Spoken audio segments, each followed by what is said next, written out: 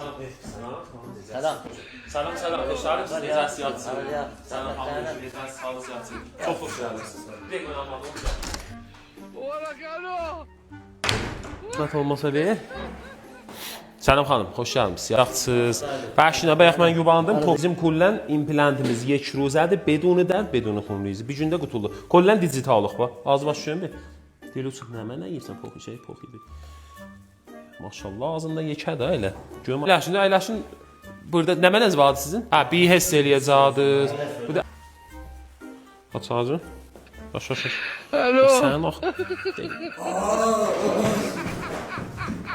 Dur.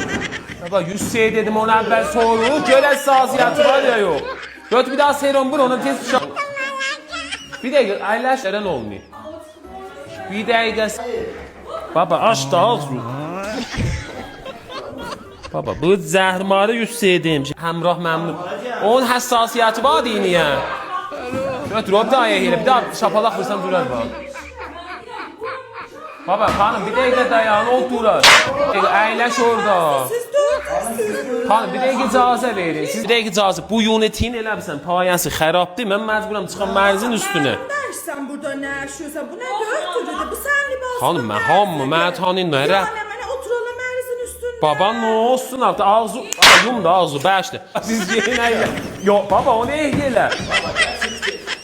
Yox. Niyə istəmisiniz?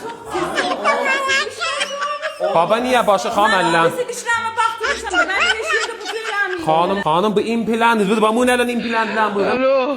Gedir. Nəyə? Nəyə gülürsən xanım bu zərdi trupilaçdır bu. Baba tuş. Baba bu rupilaçdır bu. Bu ciğeratiniz. Baba düşüyor. Bu ciğer. Bizden telefonunuzda Xanım mən hamımı tadı.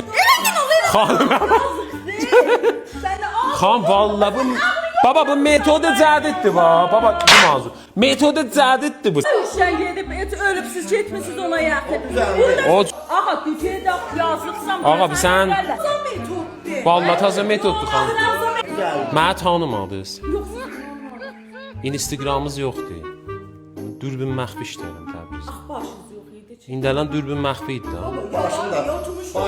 Baba nə o dürbün məxfi idi bu? Baba vallahi dürbün mü? Turaya. Vallahi. Baba dürbün bu.